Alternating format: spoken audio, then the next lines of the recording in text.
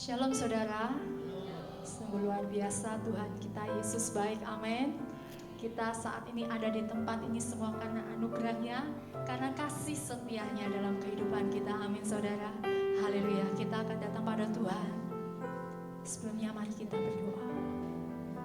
Bapa di dalam surga, dalam nama Tuhan Yesus, terima kasih buat penyertaan-Mu di dalam kehidupan kami Tuhan.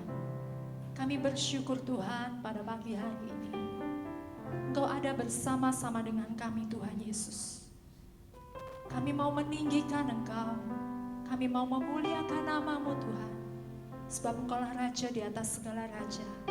Hati kami limpah dengan syukur Tuhan, dan kami siap untuk memuji nama-Mu Tuhan Yesus. Haleluya.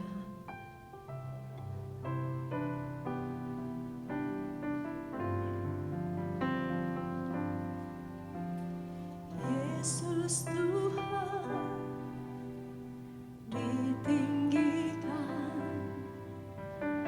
dimuliakan dan naik ke surga. Dia berikan Roh Kudusnya, menguatkan dan menolong selalu. Sungguh ku rindu bersekutu denganmu selamanya. Allah Roh Kudus, jamah hatiku dengan urapanmu. Rindu selalu dekat denganmu, tinggal di hadiratmu. Mari semuanya bangkit berdiri. Yesus Tuhan ditinggikan, dimuliakan dan naik ke surga. Dia berikan Roh Kudusnya, menguatkan dan menolong selalu. Sungguh ku rindu bersekutu denganmu selamanya. Allah Roh Kudus, jamah hatiku dengan urapanmu. Rindu selalu dekat denganmu, tinggal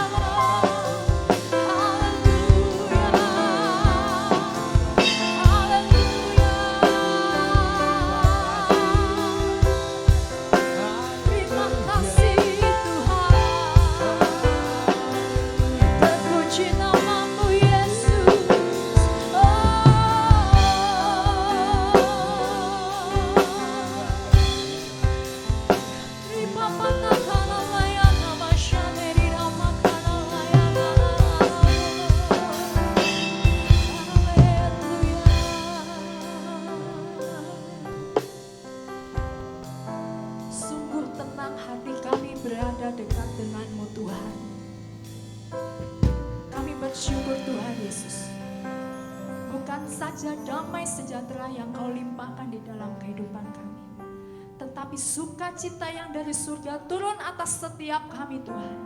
Kami percaya Tuhan Yesus, semua yang Kau lakukan untuk kami Tuhan adalah baik adanya. Dan kami bersyukur pada pagi hari ini Tuhan. Sebab itu kami mau memuji Engkau lebih lagi Tuhan. Terima kasih Bapa. Dalam nama Tuhan Yesus kami berdoa. Haleluya. Amin. Silakan duduk saudara. Haleluya. Hari ini adalah harinya Tuhan, di mana Dia mencurahkan Roh Kudus-Nya atas setiap kami. Kami diperbaharui, kami semuanya dipenuhi oleh Roh-Mu Tuhan. Haleluya. Roh Kudus tercurah di tempat ini, urapannya yang ajaib memulihkan umatnya. Roh Kudus tercurah bagi gerejanya, membangkitkan umat pilihannya. Hari inilah harinya Tuhan, saat pembebasan tiba. Belenggu dosa telah dipatahkan. Mari bersorak bagi Dia. Hey! Anggur baru tercurah, penuhi umatnya dengan sukacita. Minyak baru tercurah, urapi umatnya, nyata kuasanya.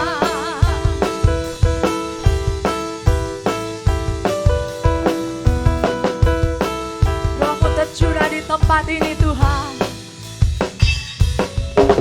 Roh Kudus tercurah di tempat ini, amin. Urapannya yang ajaib memulihkan umatnya. Roh Kudus tercurah bagi gerejanya, membangkitkan umat pilihannya. Hari inilah harinya Tuhan, saat pembebasan. Amin. Belenggu dosa telah dipatahkan. Mari bersorak bagi Dia. Hey! Anggur baru tercurah, penuhi umatnya dengan sukacita. Minyak baru tercurah, urapi umatnya, nyata kuasanya. Mari semuanya bangkit berdiri. Anggur baru tercurah, amin. Dengan sukacita kami dipenuhi oleh Roh-Mu Tuhan. Minyak baru tercurah, urapi umatnya, nyata kuasanya. Anggur baru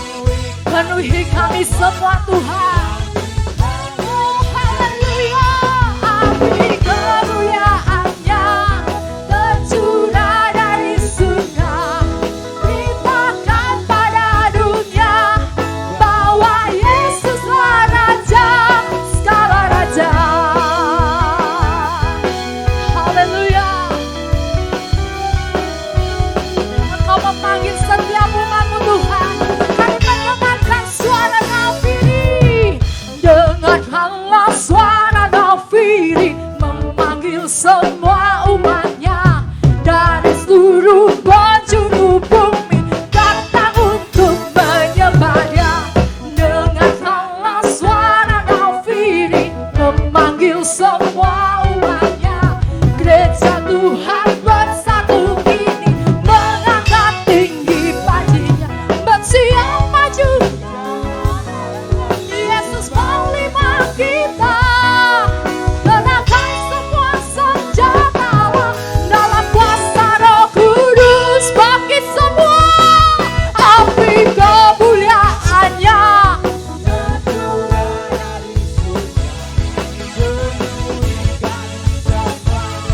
Bangkitlah gerejanya, api kemuliaannya tercurah dari surga. Beritakan pada dunia bahwa Yesuslah Raja, api kemuliaannya.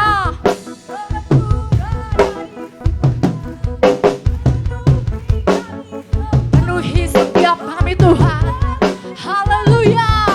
Api kemuliaannya tercurah dari surga.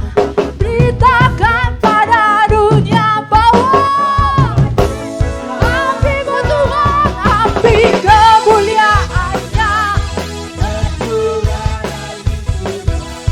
Penuhi kami semua, bangkitlah gerejanya, api kemuliaannya tercurah dari surga.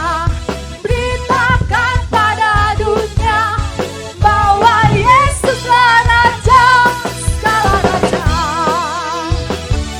skala raja, skala raja. Haleluya. Silakan duduk kembali saudara.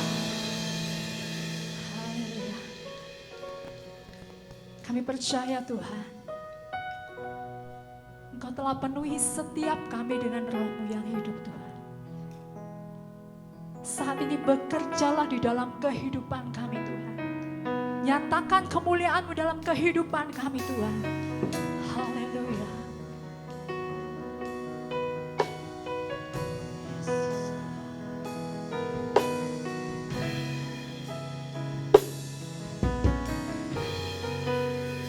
Bekerjalah ya Roh Kudus, berkatalah lebih lagi. Urapan-Mu, lawatan-Mu, Kaulah yang ku perlu.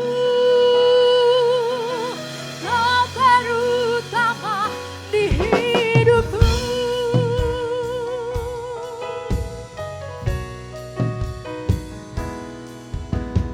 Roh Kudus hadir di sini, amin.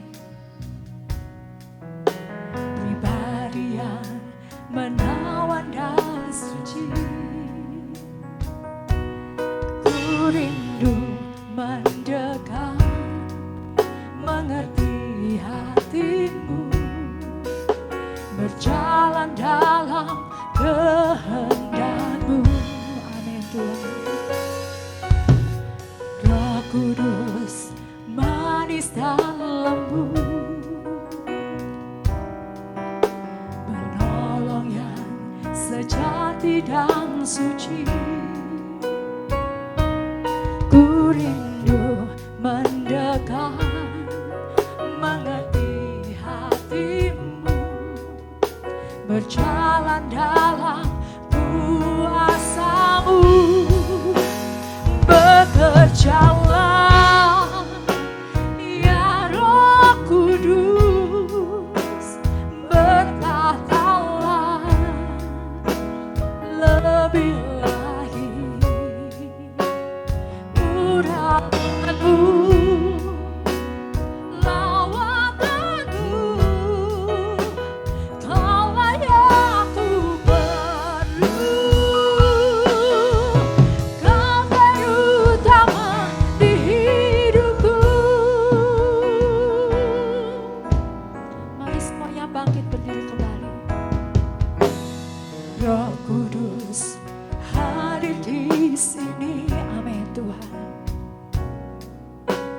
pribadi yang menawan dan suci. Ku rindu mendekat, mengerti hatimu, berjalan dalam kehendak-Mu. Roh Kudus manis dan lembut, penolong yang sejati dan suci. Ku rindu mendekat, mengerti hatimu, berjalan dalam kuasa-Mu.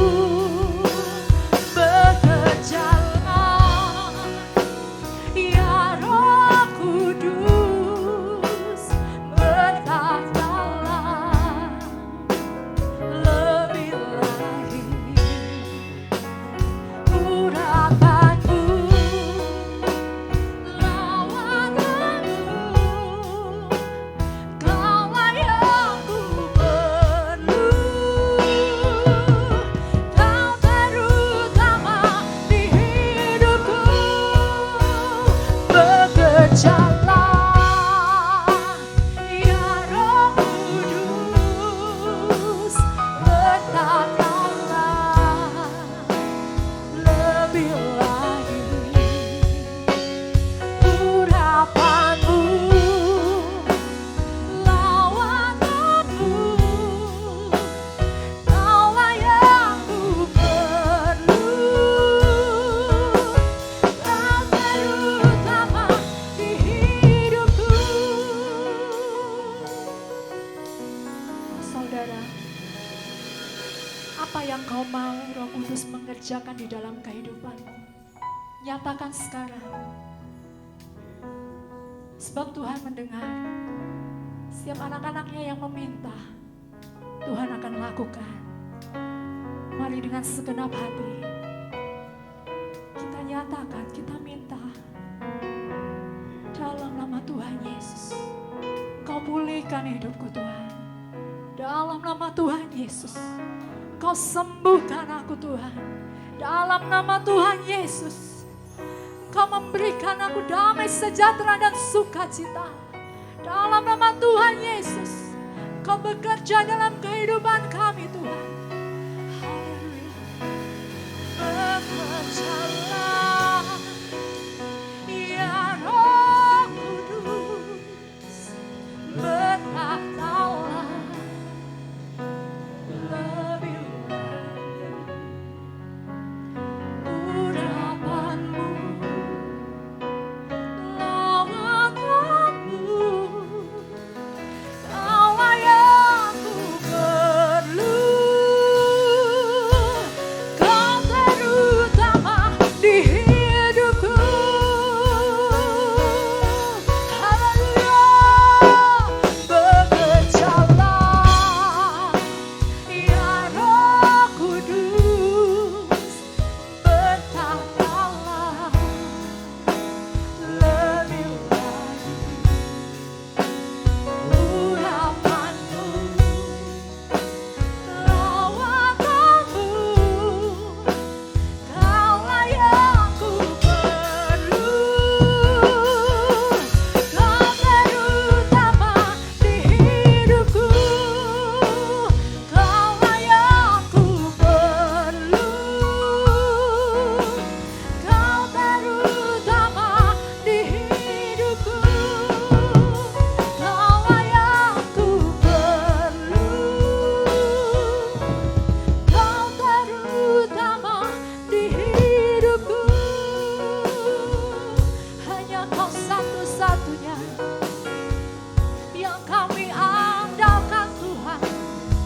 Hanya Engkau satu-satunya yang kami percaya. Yesus Tuhan, Kau yang telah naik. Kaulah Raja di atas segala raja. Kau yang sediakan tempat bagi setiap kami. Aku percaya lebih dari percaya, ya Tuhan Allahku yang hidup. Yesus, dimuliakanlah namamu. Datanglah kerajaanmu Tuhan, dan jadilah kehendakmu. Setiap kami diberi oleh Roh-Mu. Terima kasih Tuhan. Haleluya. Sikana lama ya nama ya nama ya nama ya nama shane di nama kana la ya la ya la la la lo. Rapa pata kana ya nama shane di nama la ya rapa takana la ya nama ya nama ya nama se.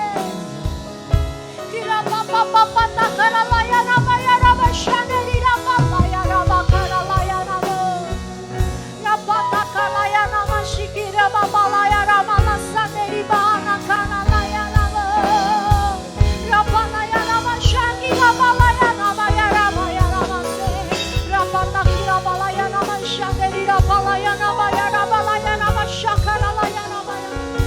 Rapa takara la ya nama sandiri rapa la ya rapa takima la ya nama. Rapa takara la ya nama shane di rapa kara la ya nama. Haleluya. Haleluya.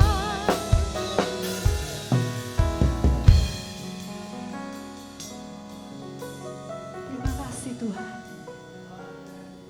atas selawat-Mu di dalam kehidupan kami. Terima kasih Tuhan buat urapan-Mu di dalam kehidupan kami. Terima kasih Tuhan. Kami bersyukur Tuhan Yesus. Dan saat ini Bapa, kami mau mendengarkan firman-Mu. Kami mau mendengarkannya dengan segala kerendahan hati kami Tuhan. Sebab kami tahu bahwa firman-Mu ini yang menuntun setiap langkah kami Tuhan. Pelita bagi kaki kami Tuhan. Kiranya Kau memberkati hamba-Mu yang akan menyampaikannya Tuhan Yesus. Kami percaya Tuhan, urapan-Mu ada dalam kehidupannya Tuhan. Sehingga firman yang Dia sampaikan, itu kami memperoleh remanya Tuhan. Terima kasih Bapa. Di dalam nama Tuhan Yesus kami berdoa. Haleluya. Amin. Silakan duduk.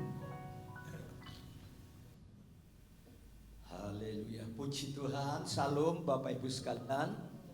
Angkat tangan. Ya, semua sehat-sehat, semua semangat. Karena kita punya Allah yang sudah naik ke surga. Sudah menyediakan fasilitas kebutuhan anak-anaknya. Ya, karena Dia Allah, makanya kita bersyukur kita punya Allah yang hidup, mati, hidup, naik ke surga untuk kita semuanya. Hari ini setelah kita merayakan hari kenaikannya pada hari Kamis yang lalu, 3 hari yang lalu, kita akan bicara tentang pasca kenaikan Yesus ke surga. Jadi ada kelangsungannya, ada dampaknya, ada berkatnya, ada persediaan dari pihak Dia untuk umatnya. Setelah Yesus naik ke surga, para murid-murid, para rasul-rasul tidak dibiarkan berjuang sendiri, bekerja sendiri, ya, susah sendiri, sedih sendiri. Justru lewat kenaikannya lah Yesus menyediakan sesuatu yang lebih dahsyat lagi, lebih banyak lagi, lebih besar lagi. Karena itu pada saat ini Bapak Ibu yang mengikuti ibadah secara offline maupun online, dengar firman Allah pasca kenaikan Tuhan Yesus ke surga. Hari ini kita akan membaca, tetap berada di dalam Kisah Rasul pasal 1. Karena Kisah Rasul ini adalah bagian daripada kelangsungan sejarah daripada hidup Yesus. Baik kematiannya, kehidupannya, juga kenaikannya, juga kedatangannya. Nah, pasal 1 ayat 1 sampai ayat 26. Saya tidak baca semuanya, tetapi saya akan kasih garis besar saja. Apa sih pasca kenaikan Yesus ke sorga untuk kita yang percaya di akhir zaman? Kita lihat di dalam ayat-ayat itu ada 120 orang yang kembali ke posnya di Bait Allah atau di Yerusalem atau di loteng Yerusalem. Kalau waktu peristiwa kenaikannya disaksikan 500 pengikut-pengikutnya. Tetapi setelah Yesus naik, hanya ada 120 orang yang tetap bertahan menjadi pengikut-pengikut Kristus. Lantas ada pertanyaan, kemana yang 380? Alkitab tidak menjelaskan. Tapi Alkitab hanya menulis ada 120 orang, termasuk di situ adalah ibu Yesus dan anak-anak tiri atau saudara tiri Yesus yang ikut bergabung di dalam kelompok 120 orang ini. Nah, saudara-saudaraku yang dikasihi Tuhan, baik kita akan melihat apa pasca kenaikan Yesus untuk saya dan saudara. Yang pertama kita lihat ayat 1 sampai ayatnya yang ketiga. Kisah Rasul pasal 1 ayat 1 sampai ayatnya yang ketiga. Di situ bicara tentang Tuhan yang hidup. Ya, bicara tentang Tuhan yang hidup, artinya Yesus tidak mati lagi.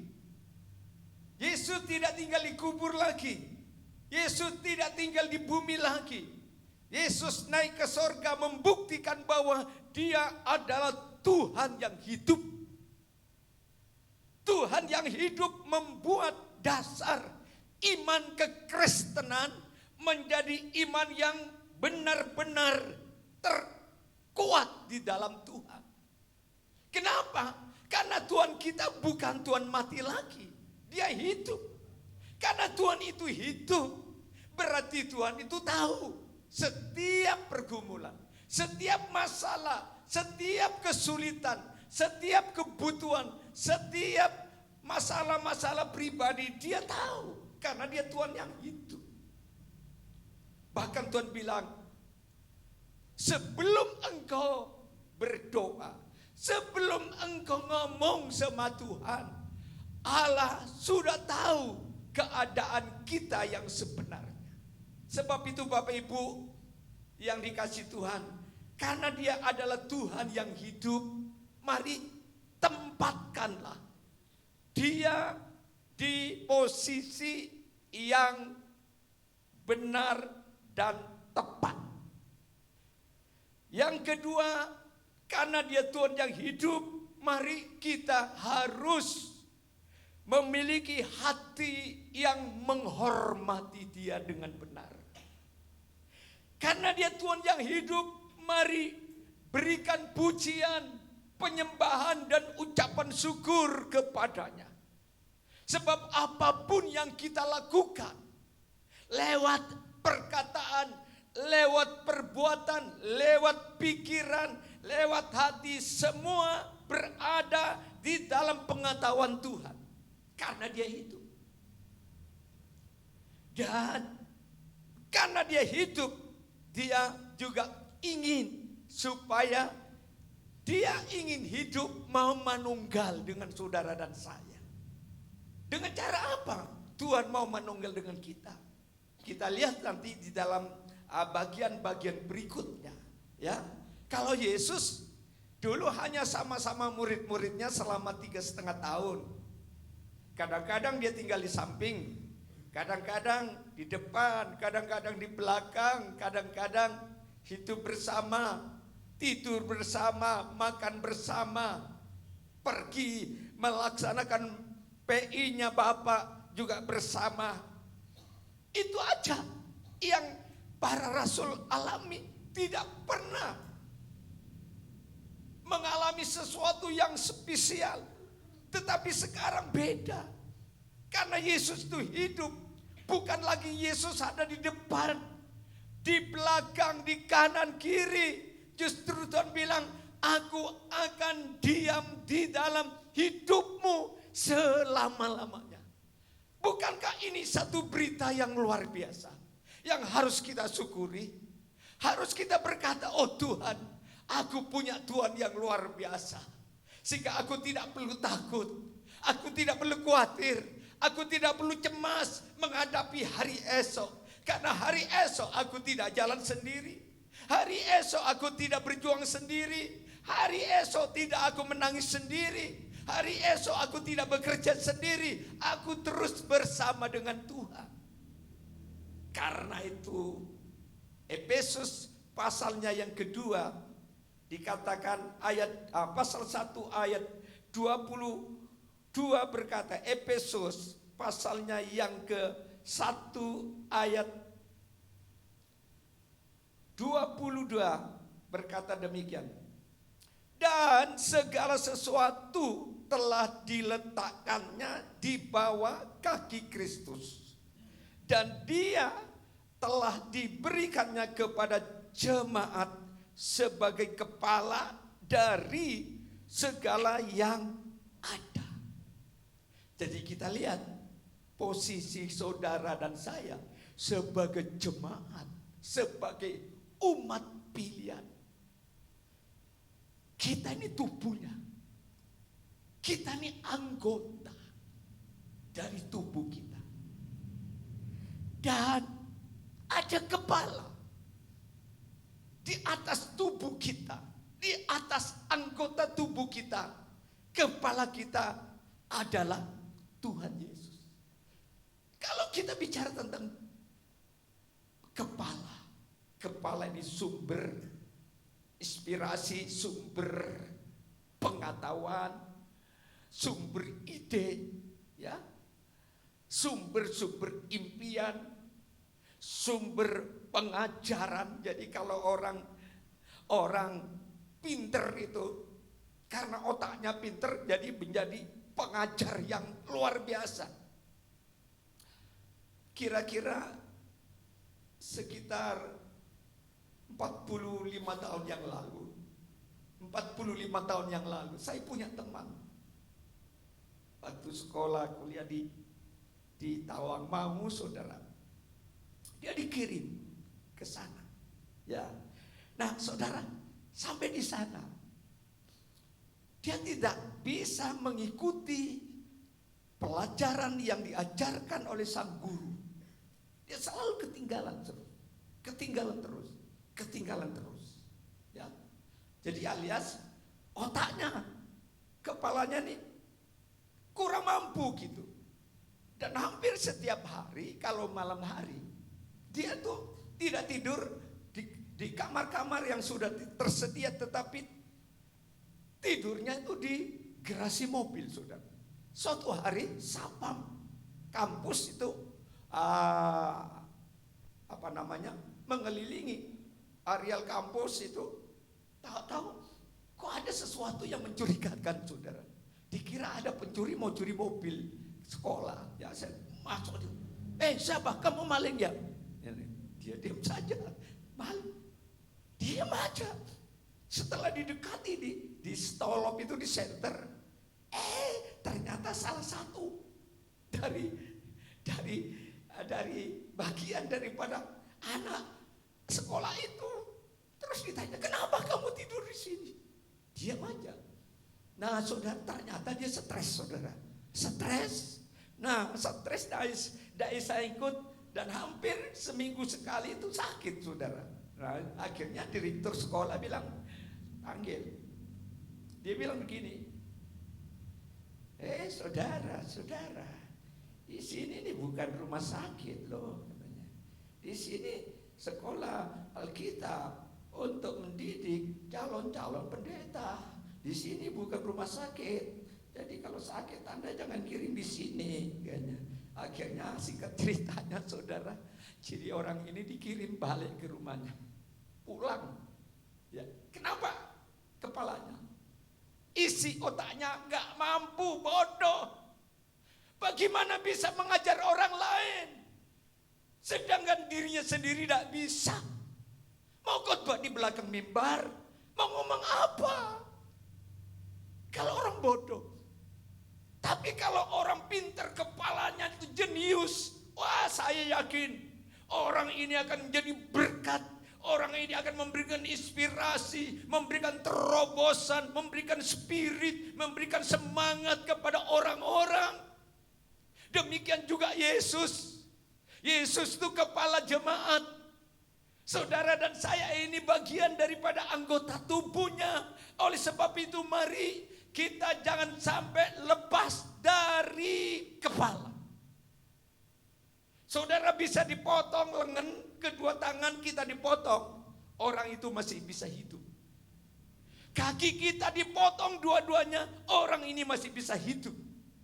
Tetapi kalau kepala ini, leher ini dipotong, pasti mati. Demikian juga dengan orang beriman. Rohanimu jangan sampai putus dengan kepala. Sumber hidup, sumber kuasa, sumber inspirasi, sumber ide, sumber-sumber hikmat di akhir zaman ini. Kalau engkau dan saya tidak mengandalkan kepala di dalam hidup ini, kita akan tergilas menghadapi derasnya keadaan dunia yang semakin keras, semakin jahat. Bisnis banyak selalu melakukan yang tidak baik, tidak sehat. Ada seorang dapat paket, saudara. Dapat paket. Dia tidak order paket, tapi dikirimi paket, saudara.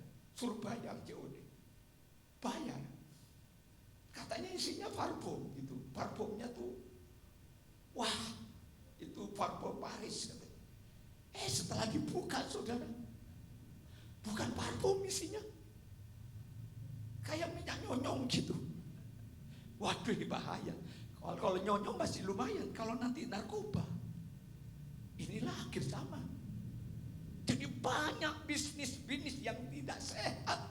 Oleh karena itu mari engkau dan saya sebagai orang beriman, kita tidak boleh lepas, tidak boleh jauh. Kita tetap melekat, nimpel kepada kepala. Biarlah kepala itu yang akan memberi hidup.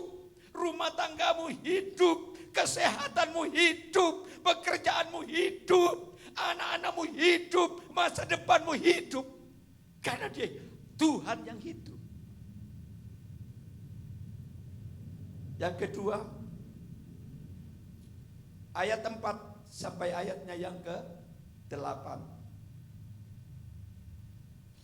4 sampai ke-8 itu bicara tentang kuasa Roh Kudus. Kuasa Tuhan tersedia bagi umat Tuhan yang mau melakukan kehendaknya dan menjadi saksinya.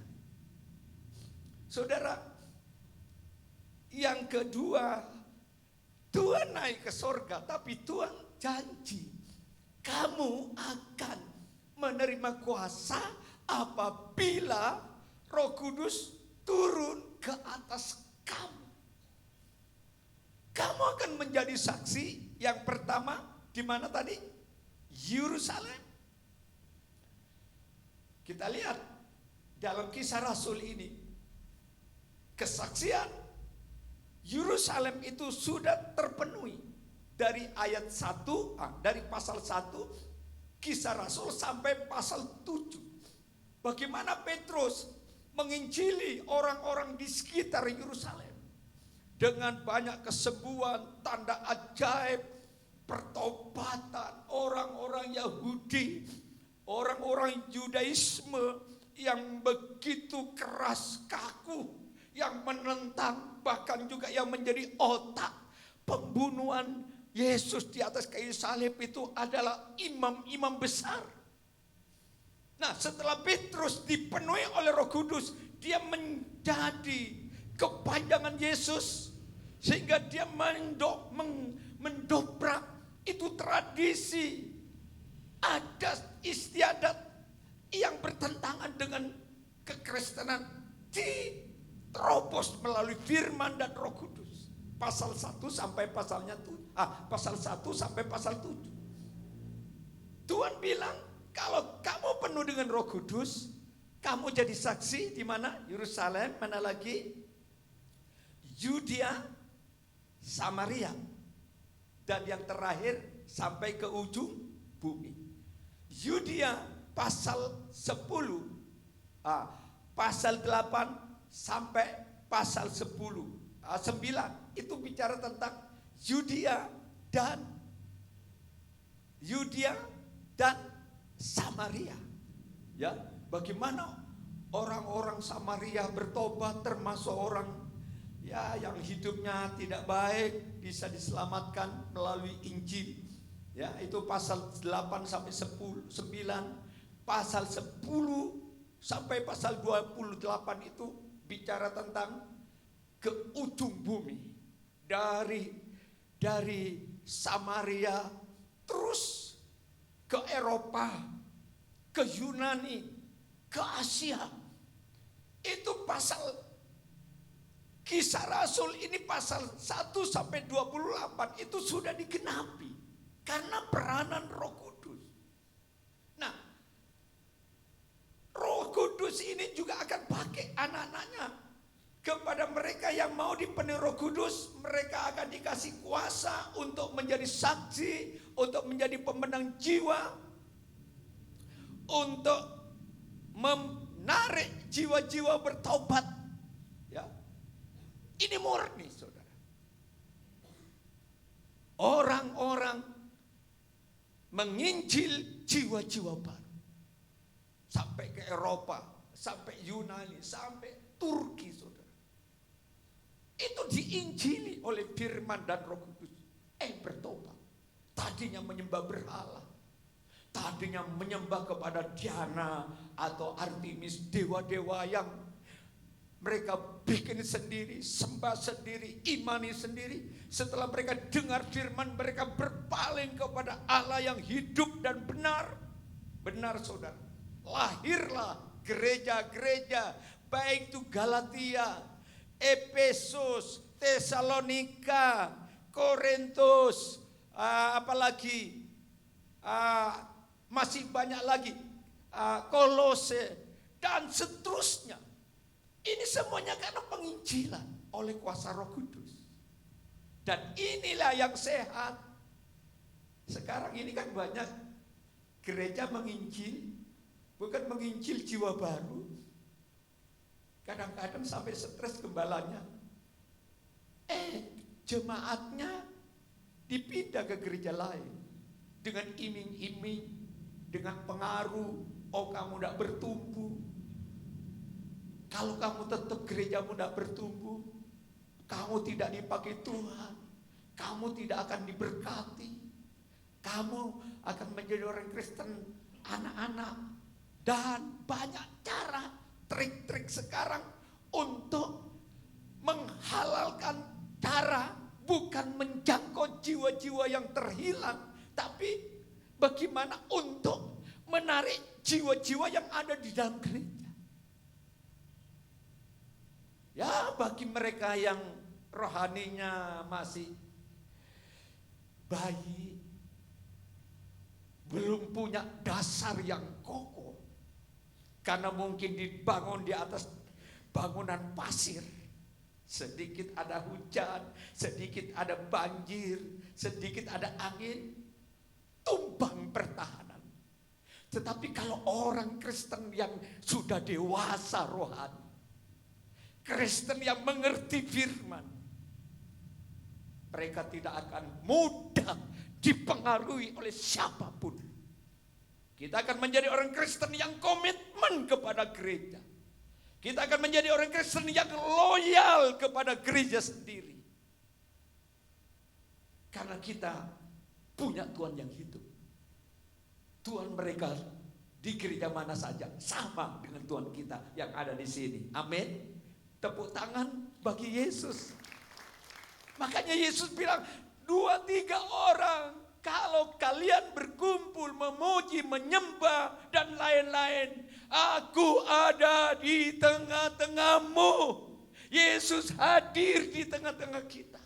Tergantung respon kita, tergantung iman kita menghargai Yesus atau tidak. Makanya ada orang Kristen, pendetanya sama, gerejanya sama, yang melayani juga sama, tapi kualitas rohaninya berbeda. Siapa yang salah? Bukan pendetanya, bukan gerejanya. Mungkin yang salah itu tanahnya, tanah jalanan, tanah duri-duri, tanah apalagi yang keras tidak mau berubah sehingga tidak ada buah. Haleluya, puji Tuhan. Nah, kita akan masuk kepada arti dipenuhi oleh Roh Kudus. Efesus pasal 5 ayat 18. Kita akan baca tentang Efesus 5:18. Yuk kita baca dulu Efesus 5:18. Dan janganlah kamu mabuk oleh anggur, karena anggur menimbulkan hawa nafsu. Tetapi hendaklah kamu penuh dengan Roh Kudus. Penuh Roh Kudus. Dalam bahasa Yunaninya, kata penuh dengan Roh Kudus itu tidak hanya sebatas orang tersebut bisa berbahasa glosolalia atau bahasa roh. Itu boleh saja. Kita berdoa bahasa roh boleh, menyembah dalam bahasa roh boleh, menengking setan juga bahasa roh boleh. Tapi tidak cukup hanya bahasa roh. Kata dipenuhi dengan Roh Kudus itu artinya adalah seseorang yang sudah dibaptis oleh Roh Kudus, hidupnya ini dipimpin, dikuasai, dikendalikan, diatur oleh oknum Roh Kudus. Baik dalam berpikir, berbicara, bersikap, bertindak, itu selalu dikontrol oleh Roh Kudus. Jadi kalau Roh Kudus bilang, jangan, itu dosa. Bungain duit, suka rentenin uang, itu dosa. Memang secara dunia sah-sah saja bungakan uang. Hukum dunia mungkin bisa. Tapi kalau hukum Roh Kudus bilang, jangan rentenir. Kalau kamu ingin dapat uang banyak, jangan jadi kutu apa? Rentenir itu melebihi daripada bunga standar bank. Jadi kalau saudara menanam uang itu harus standarnya bank bunganya, lisiknya. Tapi kalau sudah di atasnya standar lisi bank, itu namanya rentenir, lintah darat. Itu yang disebut tamak akan uang. Ujung-ujungnya nanti ada masalah. Oleh karena itu mari hidup ini mau dipimpin oleh Roh Kudus. Berpikirlah dengan Roh Kudus sehingga kita akan mengalami satu kemenangan, satu keterlibatan Tuhan di dalam hidup ini, sehingga engkau dan saya tidak sendirian. Masa tuamu tidak sendirian, masa mudamu kau tidak sendirian, sekolamu juga tidak sendirian, waktu kamu duduk di bangku kuliah juga tidak sendirian. Tadi malam sekitar jam 11 saya di WA oleh cucu saya yang kuliah di Bali. Kong, tanggal 6 sampai tanggal 13 Juni saya dapat job di hotel bintang 5. Kerja bukan kerja tetap gitu ya. Biasanya dari pihak hotel itu butuhkan tenaga profesional yang memang di bidangnya, bagian chef, bagian masak. Jadi cucu kami tanggal 6 sampai tanggal 13 dia kerja bukan di bank, di hotel. Ya, namanya kerjanya di hotel, otomatis soal perut ini tidak usah bayar. Makan di hotel bintang itu kan ya lumayan, tidak cukup uang 100.000 kalau di hotel bintang 5. Kalau makan secara normal di restonya, ya kalau sekian hari kan sudah lumayan makannya. Kalau biasanya makan di kosnya itu nasi bungkus, dia makannya enak steak gitu dan lain-lain ya. Nah, saudara, apapun yang kita hadapi dalam sekuler, dalam dunia bisnis, dalam dunia karir, dalam dunia pelayanan rohani, mari kita perlu kerjasama dengan Roh Kudus. Bukan hanya kerjasama, Dia yang akan menuntun kita. Dia akan membawa kita seperti bangsa Israel, dibawa dari Mesir, melewati padang gurun. Dari mana mereka dapat makan? Dari mana mereka dapat minum? 40 tahun. Panas 50 derajat lebih. Dingin. Kalau malam hari luar biasa. Mereka harus melewati padang gurun selama 40 tahun. Mereka bisa dipelihara karena ada tiang api, ada Roh Kudus.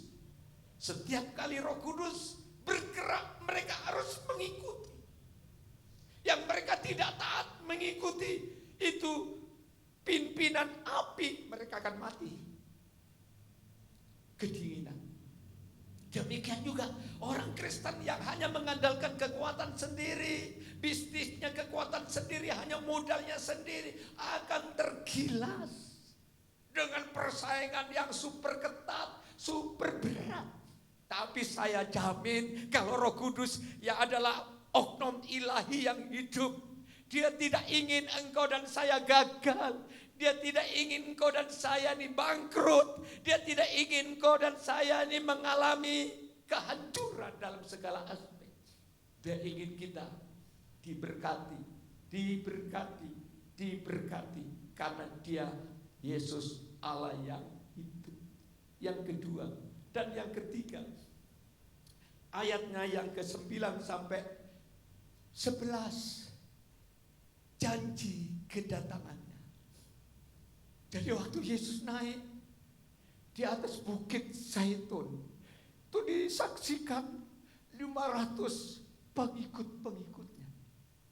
Dia naik dan Yesus angkat kedua tangan dan memberkati mereka. Semua yang datang menyaksikan kenaikan Yesus ke surga diberkati. Terus malaikat beritahu kepada mereka, kenapa kamu lihat? Yesus yang sekarang naik ke surga, kau lihat dengan matamu. Bukan 1-2 orang, 500-1000 pasang mata menyaksikan kenaikan Tuhan ke surga.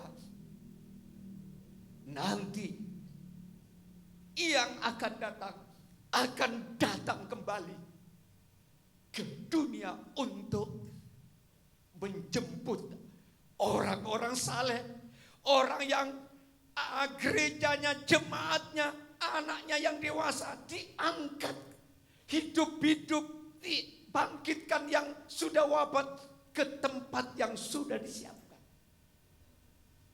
Wah, inilah pengharapan orang beriman. Inilah satu rahasia ilahi yang tidak bisa kita dapatkan di ajaran-ajaran manapun di dunia. Bahwa Dia akan datang kembali jemput saya dan saudara. Bukan hanya kita dibawa, tetapi Tuhan bilang, engkau sudah disiapkan rumah yang kekal. Yohanes 14 ayat 3 coba kita baca dulu.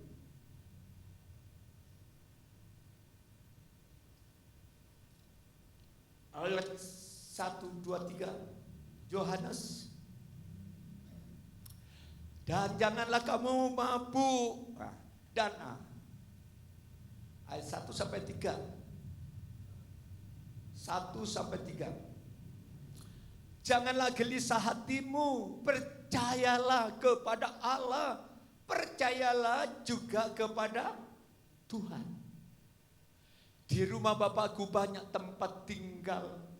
Jika tidak demikian tentulah aku mengatakannya kepadamu. Sebab aku pergi ke situ untuk menyediakan tempat bagimu. Ayat 3 baca sama-sama. Dan apabila aku telah pergi ke situ dan telah menyediakan tempat bagimu, aku ganti Tuhan. Nah, ayo, akunya diganti Tuhan. Tuhan akan datang kembali dan membawa kamu ke tempat Tuhan, supaya di tempat di mana Tuhan berada, kamu pun berada. Saudara punya rumah loh. Rumah satu ada. Rumahmu satu.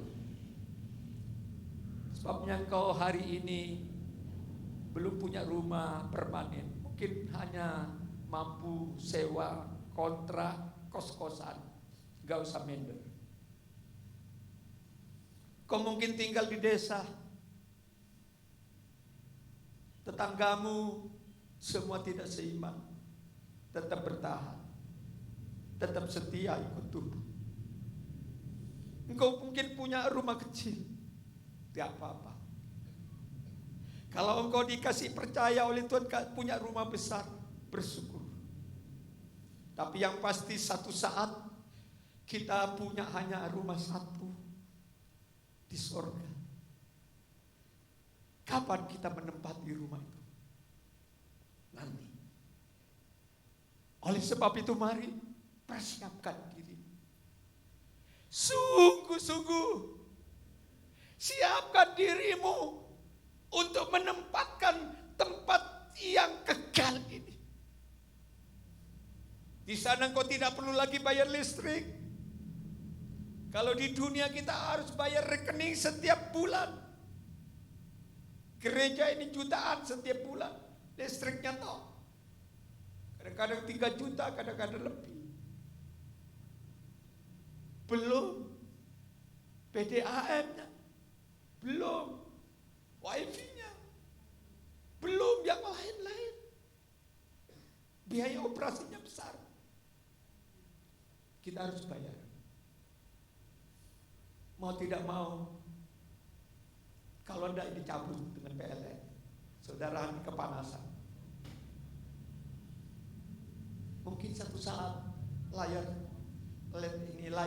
pujian ini diganti dengan layar LED. Saya tanya berapa wattnya? Wah, itu wattnya besar Pak. Itu ribuan. Tambah watt. Ya pasti. Kalau untuk Tuhan, kenapa kita harus perhitungan? Kenapa kita harus berhitung-hitung untuk Tuhan? Selagi kita mampu, selagi kita bisa, selagi kita ada kesempatan, mari ambil bagian apa yang kita bisa lakukan. Toh satu saat tempatmu dan tempatku hanya satu. Tidak ada lagi yang namanya kulit hitam, kulit putih. Mata sipit, mata lebar, rambut lurus atau krebo. Postur tubuh tinggi, pendek, cebol, itu tidak masalah. Yang jelas, yang pasti, kita semua adalah keluarga Allah. Hidup bersama Dia dari kekal sampai kekal. Tepuk tangan untuk Tuhan Yesus. Terakhir, yang Ayat 12 sampai ayatnya yang ke-14. Saya hanya kasih garis besar pasca kenaikan Yesus. Bicara tentang kuasa doa. Waktu mereka pulang dari Bukit Zaitun, itu murid-muridnya semua, termasuk ibu Yesus, saudara tiri Yesus, ikut bergabung naik ke Yerusalem, loteng atas. Mereka tidak menangis, mereka tidak menyesal, mereka tidak kecewa. Kenapa sang guru kini telah pergi? Mungkin selama 40 hari masih bisa ngomong, bisa diajak ketemu, berjumpa secara pribadi maupun dalam kelompok. Tapi kini sudah pergi, sudah tidak ada lagi di bumi.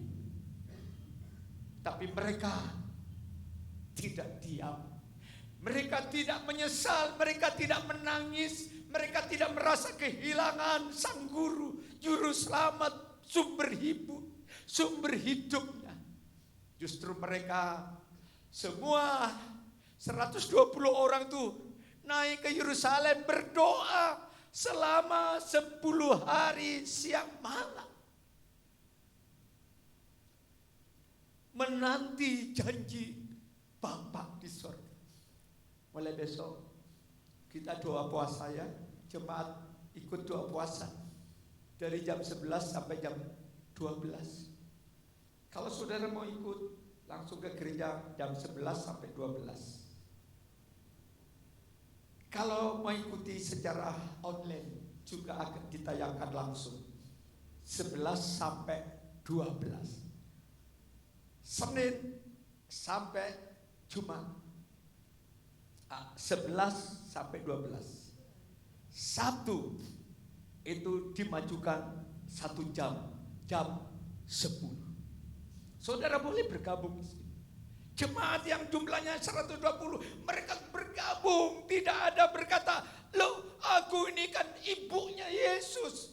Apakah aku harus doa kepada dia? Loh, aku ini kan saudara tiri Yesus.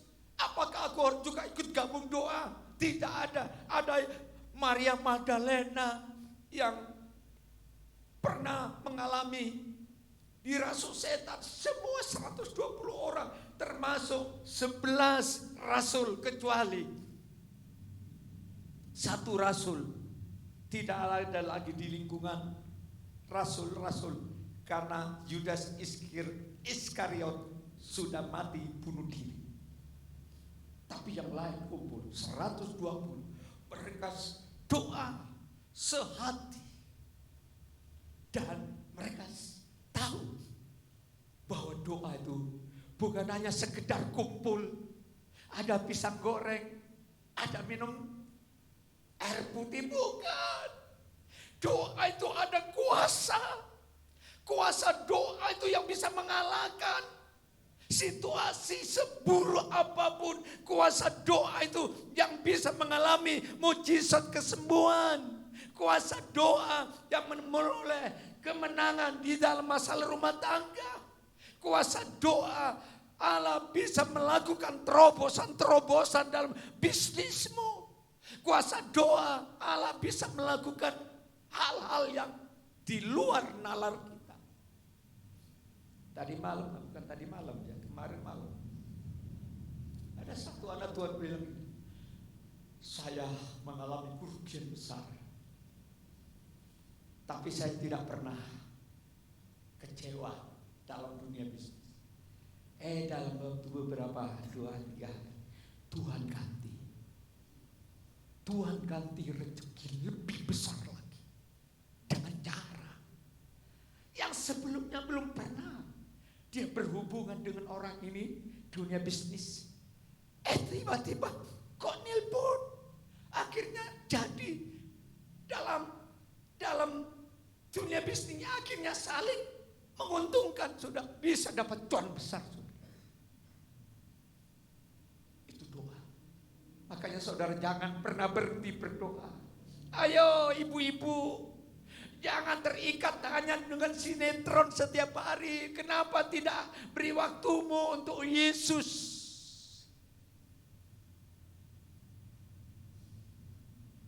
Coba lihat Yakobus 1 5. Bagaimana hebatnya ayat 16 sampai 17 18. Baca bersama-sama. 1 2 3. Karena itu hendaklah kamu saling mengaku dosamu dan saling mendoakan supaya kamu sembuh. Doa orang benar bila dengan yakin didoakan sangat besar kuasanya. 17. Elia adalah manusia biasa sama seperti kita, dan dia telah bersungguh-sungguh berdoa supaya hujan jangan turun. Dan hujan pun tidak turun di bumi selama 3 tahun dan 6 bulan. 18. Lalu ia berdoa pula dan langit menurunkan hujan dan bumi pun mengeluarkan buahnya. Elia manusia sama dengan kita. Berarti Elia juga manusia. Pernah sedih, pernah lapar, pernah kecewa, pernah minta mati karena stres, depresi. Dia minta mati di padang gurun karena dikejar oleh Ratu Isabel. Tapi dia punya doa yang mengubah situasi yang sedang melanda Israel, Samaria khusus. Sampai dia bilang, Tuhan, mau turun hujan 3,5 tahun Tuhan. Biar terjadi kekeringan. Umatku bangsa Israel sudah sujud menyembah kepada Baal-Baal, ilah-ilah. Tahan itu hujan selama 3,5 tahun. Dia berdoa kepada Tuhan. Terjadi. Bisa mengatur Tuhan, bisa mengatur alam. Hanya lewat kata-kata. Makanya anak Tuhan, ucapan perkataan orang beriman itu besar kuasanya. Amin. Jaga, kendalikan kata-katamu. Biarlah engkau selalu berkata-kata positif, jangan keluar yang negatif. Sebab apa yang kau ucapkan yang negatif akan kau petik buahnya. Terjadi kelaparan. Tuh, Ilya juga berdoa, Tuhan, umat Israel mau bertobat sekarang, mau tinggalkan tuh penyembah berhala, tinggalkan ikut Baal-Baal. Tuhan kirim hujan lagi, turun lagi. Di situ kita lihat, ambil kesimpulan bahwa doa itu bukan hanya sekedar ngomong, bukan hanya sekedar komunikasi, tapi doa itu ada kuasa. Ayo mulai besok pagi gabung. Yang tidak ada kegiatan di rumah, datang di sini jam 11 siang sampai jam 12. Saudara ambil puasa selama 1 minggu sambil kita persiapan untuk ikuti kebaktian Hari Raya Pentakosta. Tepatnya minggu depan itu ibadah Hari Raya Pentakosta, kepenuhan Roh Kudus. Saya akan percaya kau akan menjadi manusia yang baru, semangat baru, kasih yang baru, rumah tangga yang baru, ekonomi juga diberkati, pelayananmu diberkati, bahkan masa depanmu juga diberkati. Haleluya. Inilah pasca kenaikan Yesus ke surga. Sebentar lagi kita akan masuk dalam sakramen perjamuan. Mari kita siapkan hati, siapkan iman kita. Aku sangat menghargai tubuh dan darah. Haleluya. Kita nyanyi satu pujian lama. Yesus Amasiah.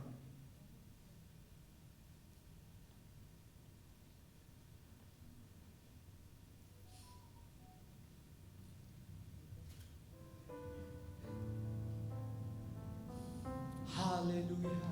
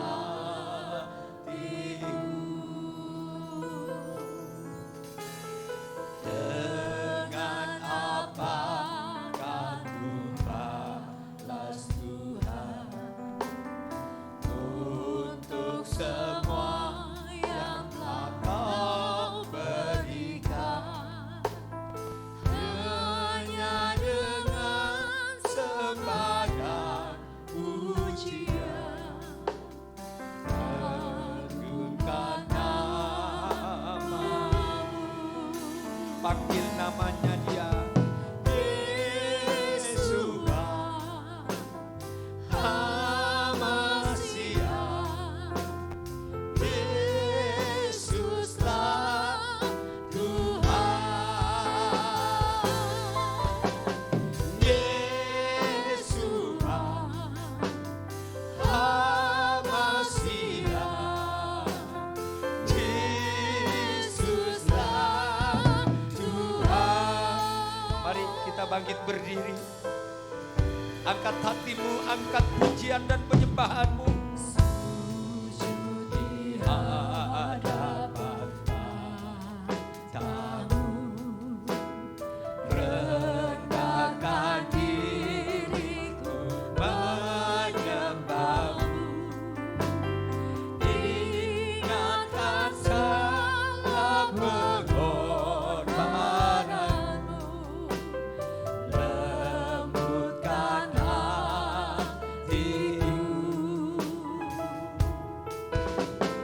Dengan apakah ku balas Tuhan untuk semua yang telah Kau berikan?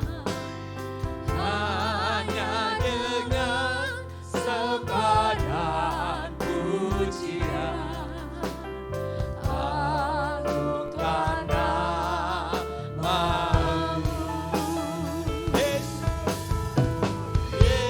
Yeshua, Hamasiah, Yesuslah Tuhan. Yeshua, Hamasiah, Yesuslah Tuhan. Angkat tanganmu, Yesus. Yeshua, Hamasiah, Yesuslah Tuhan. Yesuslah Tuhan. Yesuslah Tuhan. Yesuslah Tuhan, sembah Dia. Yesuslah Tuhan.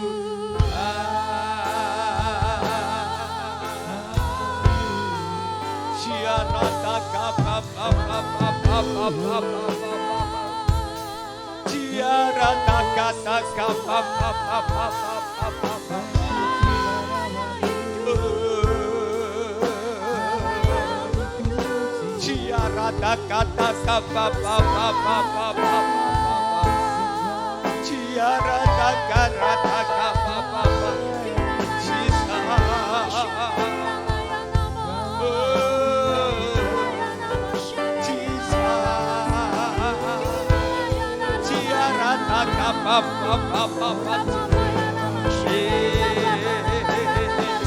Angkat suaramu, puji Dia, Tuhan yang hidup. Dia ada di sini dengan rohnya. Dia terima pujianmu, Dia terima penyembahanmu, Dia menerima kehadiranmu. Ya la la la la la la la la. Ya la la la la la la.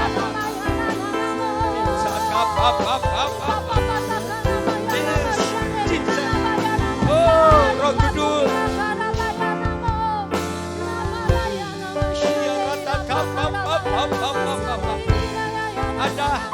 ada yang perlu didoakan untuk keluargamu, pergumulanmu, anakmu, pekerjaanmu, kesehatanmu.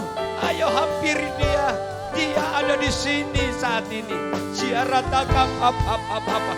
Boleh angkat tangan kepada Tuhan.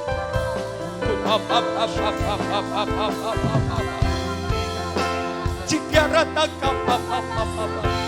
Oh, siaratakam apa. Siaratakam apa. Terima kasih Tuhan. Oh, terima kasih.